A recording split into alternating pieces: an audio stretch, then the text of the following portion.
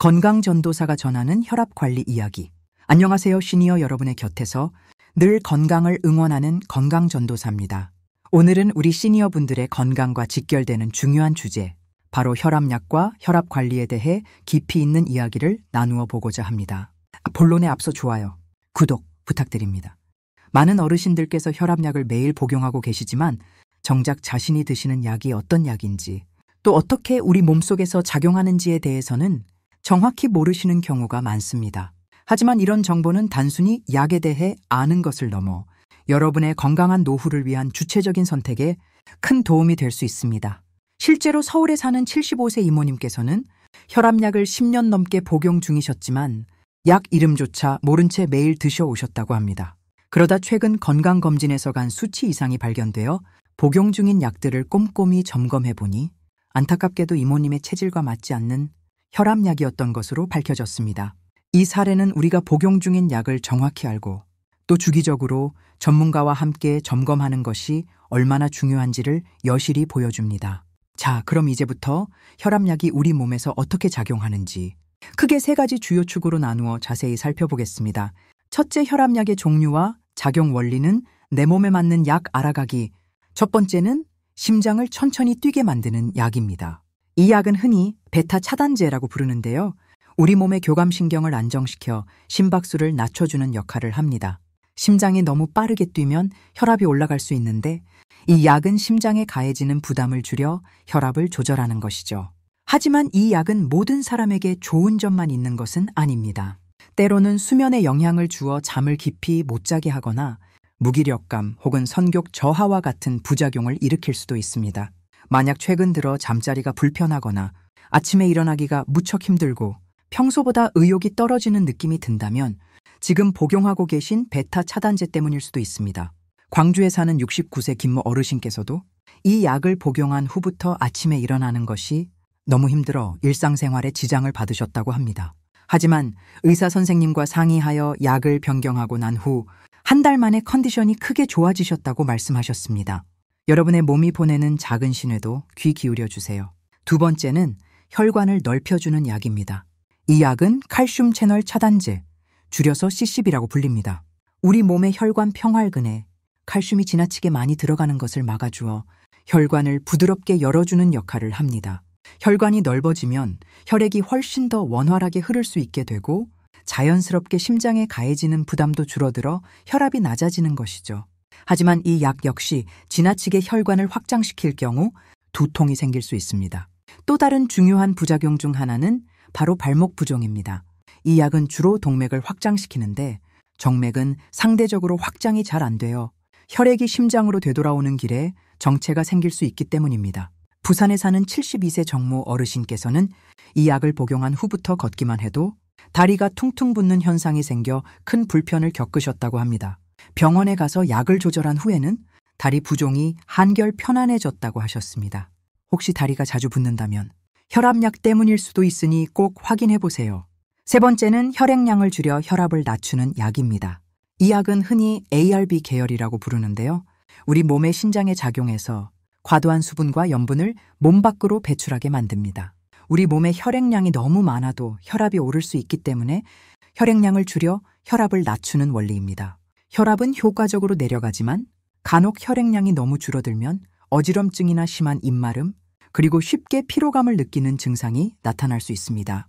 대전에 사시는 박모 어르신께서는 어지럼증 때문에 빈혈인 줄 알고 병원을 찾았다가 알고 보니 복용 중이던 혈압약 때문에 혈액량이 줄어서 생긴 증상이었다고 합니다.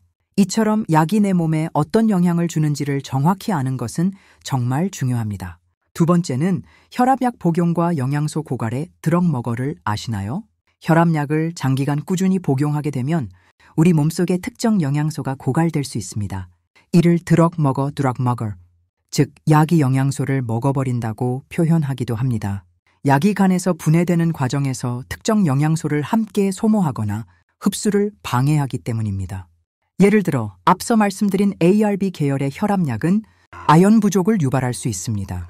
또한 칼슘 채널 차단제는 비타민 D 부족을 초래할 수 있으며 흔히 사용되던 이뇨제는 비타민 B1과 같은 수용성 비타민이 몸 밖으로 많이 빠져나가게 할 수 있습니다. 수원에 사는 77세 최모 어르신께서는 비타민 B1 결핍으로 인해 기억력이 급격히 떨어지는 증상을 겪으셨습니다. 하지만 약 복용으로 부족해진 영양소를 알고 보충한 후 기억력이 뚜렷하게 개선되는 놀라운 경험을 하셨다고 합니다. 따라서 여러분이 복용 중인 약의 종류에 따라 부족하기 쉬운 영양소를 미리 파악하고 적절히 보충해주는 것이 건강관리에 매우 중요합니다. 셋째, 혈압을 높이는 생활 습관입니다. 자, 이제 혈압을 높이는 어쩌면 우리도 모르게 습관처럼 하고 있는 생활 습관들을 짚고 넘어가야겠죠? 첫 번째는 바로 커피입니다. 많은 분들이 습관처럼 마시는 커피 속 카페인은 우리 몸의 교감신경을 자극해 심장을 빠르게 뛰게 만듭니다. 또한 이뇨작용으로 몸속의 혈액량을 줄여 결과적으로 혈압을 높일 수 있습니다. 하루에 3잔 이상 커피를 마시던 울산의 70세 김모 어르신은 커피 섭취량을 줄이고 단 한 달 만에 혈압이 안정되는 변화를 경험하셨습니다. 두 번째는 술입니다. 술은 일시적으로 혈관을 확장시켜 순간적으로는 편안하게 느껴질 수 있습니다. 하지만 곧바로 반동작용으로 혈압이 더 올라가게 되며 간에도 큰 부담을 주기 때문에 고혈압이 있으신 분들은 반드시 음주량을 줄이셔야 합니다. 세 번째는 담배입니다. 담배는 혈관을 수축시키고 혈관 내벽을 직접적으로 손상시키는 주범입니다. 이는 고혈압뿐만 아니라 뇌졸중, 심근경색 등 심각한 혈관 질환의 위험을 크게 높이는 요인이 됩니다. 그리고 매운 음식도 조심해야 합니다. 매운맛은 뇌에서 맛이 아닌 통증으로 인식됩니다. 이러한 강한 자극은 우리 몸의 교감신경을 흥분시켜 혈압을 올릴 수 있으니 매운 음식을 즐겨 드신다면 섭취량을 조절하시는 것이 좋습니다. 마지막으로 의외라고 생각하실 수도 있지만 일부 보양식도 주의해야 합니다. 흑염소, 홍삼, 인삼 등 뜨거운 성질의 음식들은 몸을 따뜻하게 해주는 대신 혈압을 높일 수 있습니다. 특히 평소에 더위를 많이 타시거나 고혈압이 있는 분들은 이러한 보양식 섭취에 신중을 기하는 것이 좋습니다. 넷째, 혈압 관리에 도움이 되는 습관입니다. 반대로 혈압 관리에 실질적인 도움이 되는 건강한 습관들도 꾸준히 실천해 볼 수 있습니다. 첫 번째는 복식호흡입니다. 숨을 천천히 깊게 들이쉬고 길게 내쉬는 복식호흡은 우리 몸의 교감신경을 안정시켜 혈압을 자연스럽게 내려주는 효과가 있습니다.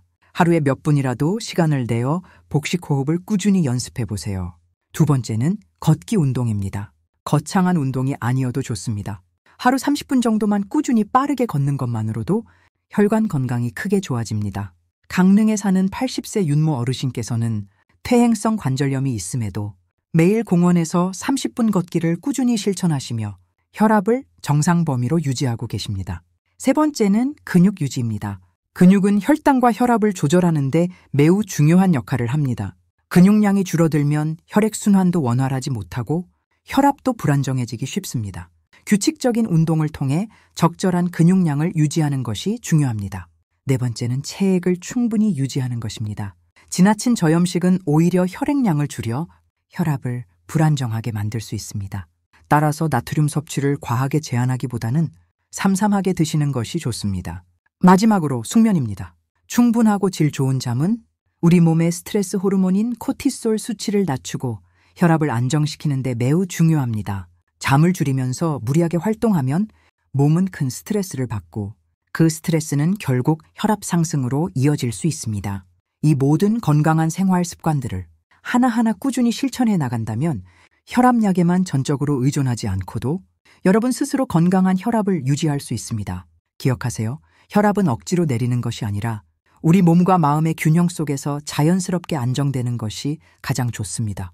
약은 여러분의 건강을 도와주는 도구일 뿐 약이 여러분의 건강의 주인이 되어서는 안 됩니다.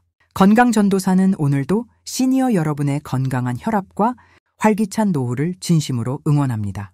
함께해 주셔서 감사합니다.